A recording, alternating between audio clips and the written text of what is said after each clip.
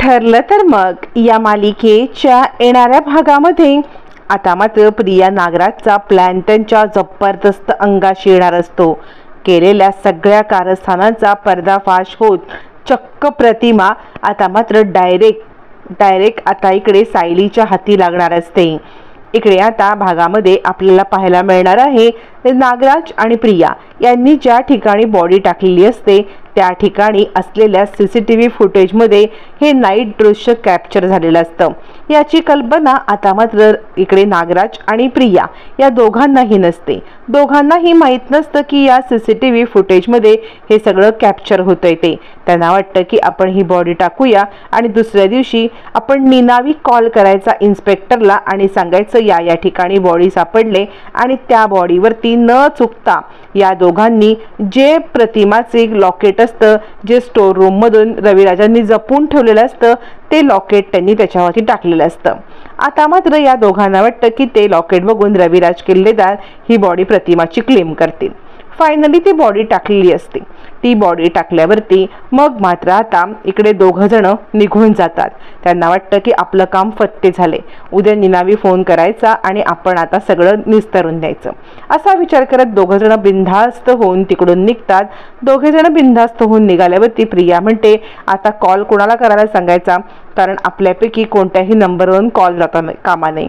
यावरती मग मात्र नागराज म्हणतो ती काळजी तू करू नकोस, उद्या सकाळी आपल्यासाठी गुड न्यूज मिळणार। प्रतिमा वहिनी गेली ही बातमी आता आपल्यापर्यंत धूम धडाक्यात येणार आहे, तू काळजी करू नकोस असं म्हणत आता मात्र नागराज आणि प्रिया खुश होतात।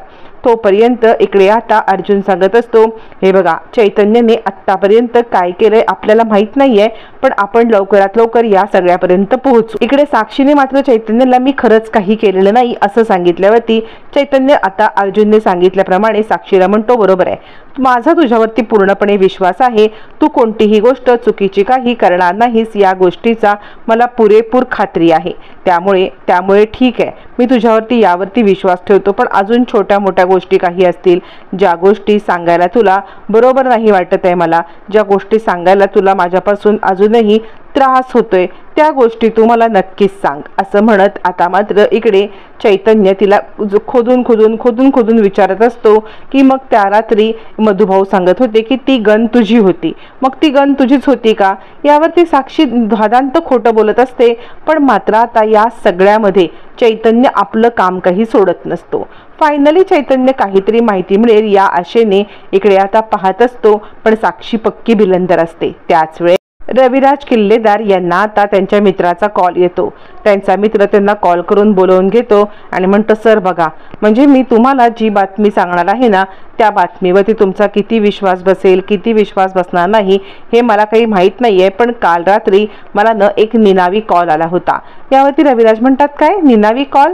त्यावरती मग मात्र इन्स्पेक्टर म्हणतात हो, काल रात्री मला निनावी कॉल आला होता की जर का तुम्हाला रविराज किल्लेदार यांच्या मिसेसला पाहायचं असेल तर तुम्ही त्या ठिकाणी जा आणि त्या ठिकाणी मी पोहोचलो असता आम्हाला एक बॉडी सापडली।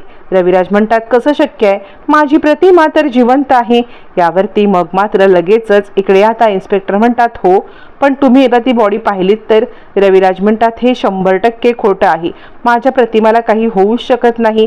त्यावरती मग मात्र आता इकडे त्यांना लगेचच पोलीस सांगतात हे बघा ती नसेलच, पण त्याच्यावरती ज्या काही वस्तू भेटल्यात त्या वस्तू तर तुम्ही पाहू शकता का असं म्हणत ते आता रविराजांना त्या वस्तू पाहायला सांगतात।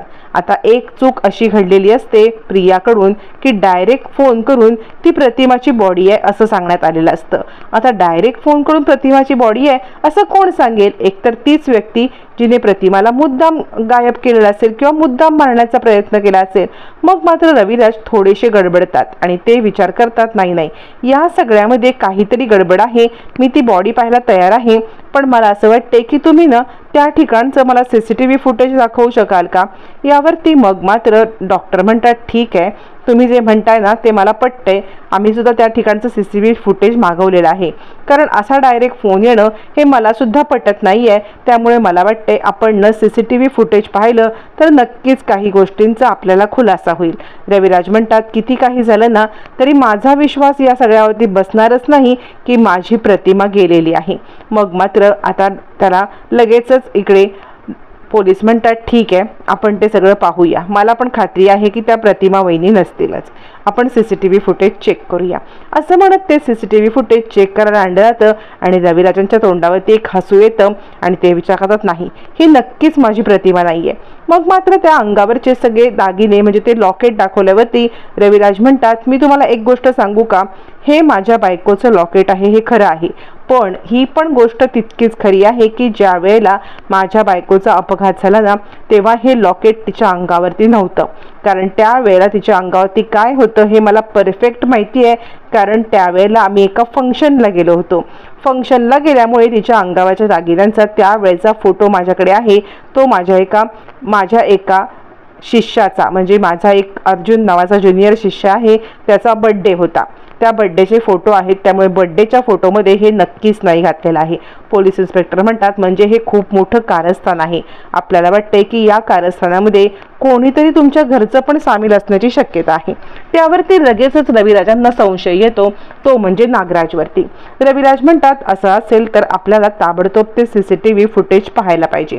त्यावरती मग मात्र लगेचच इन्स्पेक्टर म्हणतात आपण एक काम करूया, ते CCTV फुटेज पाहूया, कारण त्याशिवाय हे सगळं कुणी केले कळणार नाही. रविराज म्हणतात 100%, कारण हे जे तुम्ही ज्वेलरी दाखवलीत ना ही ज्वेलरी माझ्या बायकोचीच आहे, पण ही ज्वेलरी जरी बायकोची असली ना तरी सुद्धा ती ज्वेलरी तिच्या अंगावरती नव्हती, तर मी काही गोष्टी आहेत ना या माझ्या स्टोर रूममध्ये ठेवल्या होत्या, त्या स्टोर रूममधली ही ज्वेलरी आहे. मग मात्र आता पोलिसांची खात्रीच पटते की या सगळ्या प्रकारामध्ये कोणीतरी आहे जे मुद्दाम या सगळ्यामध्ये ही प्रतिमा आहे हे सिद्ध करायला लागलेलं आहे. मग सगळे CCTV फुटेज चेक करण्यासाठी आता सांगितले जातात.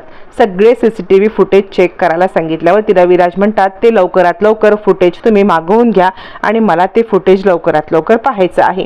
मग मात्र पेनड्राईव्ह मागवला जातो आणि पेनड्राईव्ह पाहिल्यावरती रविराज हादरतात, कारण त्या ठिकाणी बॉडी टाकताना 2 माणसं दिसत असतात. अंधार असल्यामुळे ती 2 माणसं अस्पष्ट दिसत असतात.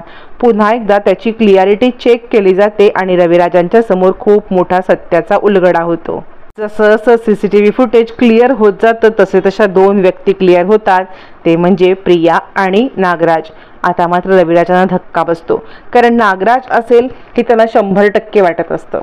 या सगळ्यामध्ये नागराजचा हात आहे हे रविराजांना खात्री असते, पण तन्वी हे करू शकते, म्हणजे ही बॉडी टाकताना तिच्या अंगावरती टाकली जाणारी चेन ही सुद्धा पाहिली जाते. मग मात्र रविराजांना जबरदस्त धक्का बसतो. नागराजवरती त्यांचा विश्वास नसतोच, पण त्यांचा विश्वास तन्वीवरती असतो. पण ही दोघं जण आपल्यापासून काहीतरी हे असं कारसंकट आहेत आणि तन्वी असं का करेल आपल्याच आईची तन्वी अशी का हेटाळणा करेल. रविराजांना काहीच कळत नसतं की हे सगळं काय चाललंय. ते आता खूप हादरतात आणि पुन्हा ते CCTV फुटेज पाहतात.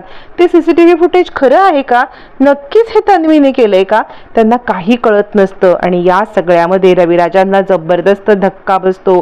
ते या सगळ्यामध्ये हादरतात. काय करायचं, प्रियाला कसा जाब विचारायचा, हे का केलं त्यांना काही कळतच नसतं. आणि त्याच वेळेला इकडे आता पुन्हा एकदा प्रतिमाची एंट्री झालेली आहे. प्रतिमाची या सगळ्यामध्ये एंट्री होत प्रतिमाला आता मात्र सायली थांबवत असते. प्रतिमा आणि सायली या दोघींची भेट होते आणि मग मात्र सायलीने प्रतिमाला पाहिलेलं असतं. या सगळ्या गोष्टीमध्ये प्रतिमा आणि सायली यांची भेट तर होते, पण प्रतिमा खूप घाबरते आणि तिकडून धावत पळत निघून जाते. तोपर्यंत इकडे आता प्रिया सांगत असते बाबा काय झालं, इन्स्पेक्टरनी का बोलवलं होतं. यावरती रविराज आता उलट चेक करण्यासाठी प्रियाला म्हणतात काही नाही, त्यांनी मला सांगितलं की प्रतिमाची बॉडी सापडली. मग प्रिया हमसून रडायला लागते. यावरती रविराज म्हणतात नाही, पण ती प्रतिमा नव्हतीच. प्रिया म्हणते बाबा तुम्ही इतकं कॉन्फिडेंटली कसं म्हणताय, जर का पोलीस सांगतायत ती प्रतिमा म्हणजे आईची बॉडी आहे तर तुम्ही हे का मानत नाही. असं म्हणत प्रियाला तर रविराजांनी पकडलेलं असतं. त्यातच सायली धावत पळत सगळ्यांना सांगायला येते की मी प्रतिमा आत्यांना पाहिलं होतं.